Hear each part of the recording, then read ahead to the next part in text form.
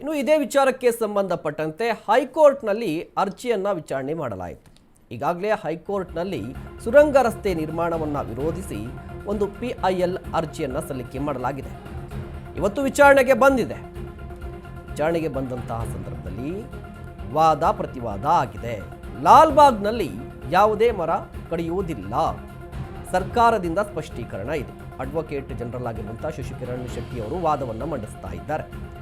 ರಾಜ್ಯ ಸರ್ಕಾರದ ಹೇಳಿಕೆ ದಾಖಲಿಸಿಕೊಂಡಿದೆ ಹೈಕೋರ್ಟ್. ವಿಚಾರಣೆವರೆಗೂ ಕೂಡ ಬೇರೆ ಮಧ್ಯಂತರ ಆದೇಶ ಅಗತ್ಯ ಇಲ್ಲ. ಮುಂದಿನ ವಿಚಾರಣೆ ಡಿಸೆಂಬರ್ 9ಕ್ಕೆ ಮುಂದೂಡಿಕೆ ಆಗಿದೆ.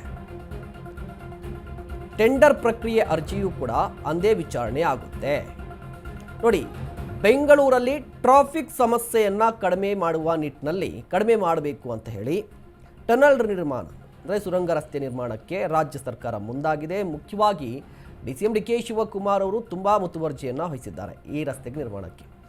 ಬಟ್ ತೇಜಸ್ವಿ ಸೂರ್ಯ ಅವರು ಒಂದಿಷ್ಟು ವಿರೋಧವನ್ನು ವ್ಯಕ್ತಪಡಿಸ್ತಾ ಇದ್ದಾರೆ. ಪರಿಸರವಾದಿಗಳು ಒಂದಿಷ್ಟು ವಿರೋಧವನ್ನು ವ್ಯಕ್ತಪಡಿಸ್ತಾ ಇದ್ದಾರೆ. ಕಾರಣ ಏನಂದರೆ, ಈ ಲಾಲ್ಬಾಗ್ನಲ್ಲಿ ಪರಿಸರಕ್ಕೆ ಹಾನಿಯಾಗುತ್ತೆ.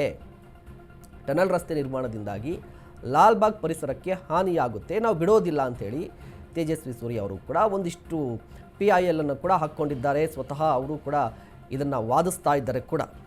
ಮತ್ತೊಂದು ಕಡೆ ಇವತ್ತು ವಿಚಾರಣೆಗೆ ಬಂದಿದೆ. ಈ ಅರ್ಜಿಗಳ ವಿಚಾರಣೆ ಬಂದಂತಹ ಸಂದರ್ಭದಲ್ಲಿ ಶಶಿಕಿರಣ್ ಶೆಟ್ಟಿ ಅವರು ಕೂಡ ವಾದವನ್ನು ಮಂಡಿಸಿದ್ದಾರೆ. ಅಂದರೆ ಈ ಟನಲ್ ರಸ್ತೆ ನಿರ್ಮಾಣದ ಸಂದರ್ಭದಲ್ಲಿ ಲಾಲ್ಬಾಗ್ನ ಪರ್ಟಿಕ್ಯುಲರ್ ಆಗಿ ಲಾಲ್ಬಾಗ್ನ ಯಾವುದೇ ಮರಗಳ ಹಾನಿಯಾಗಲ್ಲ, ಕಡಿಯೋದಿಲ್ಲ ನಾವು ಅಂತ ಹೇಳಿ ವಾದವನ್ನು ಮಂಡಿಸಿದ್ದಾರೆ.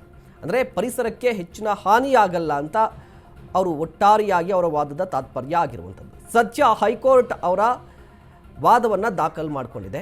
ಮತ್ತೊಂದು ಕಡೆ ವಿಚಾರಣೆವರೆಗೂ ಕೂಡ ಅಂದರೆ ಮುಂದಿನ ವಿಚಾರಣೆ ಇದೆ. ಡಿಸೆಂಬರ್ 9ನೇ ತಾರೀಕಿಗೆ ಮುಂದಿನ ವಿಚಾರಣೆ ಬರುತ್ತೆ. ಅಲ್ಲಿವರೆಗೂ ಕೂಡ ಇದು ಹೀಗೆ ಇರಲಿ, ಟೆಂಡರ್ ಪ್ರಕ್ರಿಯೆ ಅರ್ಜಿಯು ಕೂಡ ಅವತ್ತೇ ವಿಚಾರಣೆ ಮಾಡೋಣ, ಹೀಗೆ ಇರಲಿ, ಸದ್ಯಕ್ಕೆ ಹೇಗೆ ನಡೀತಾ ಇದೆಯೋ ಹಾಗೇ ಇರಲಿ ಅಂತ ಹೇಳಿ ತಟಸ್ಥವ ಅಂದರೆ ಸದ್ಯದ ಪರಿಸ್ಥಿತಿಯನ್ನು ಕಾಪಾಡಿಕೊಂಡು ಮುಂದೆ ಹೋಗಿ ಅಂತ ಹೇಳ್ತಾ ಇರುವಂಥದ್ದು. ಆದರೆ ರಾಜಕೀಯವಾಗಿ ನೋಡೋದಾದರೆ ರಾಜಕೀಯವಾಗಿ ವಾಗ್ವಾದ ಕೂಡ ನಡೀತಾ ಇದೆ.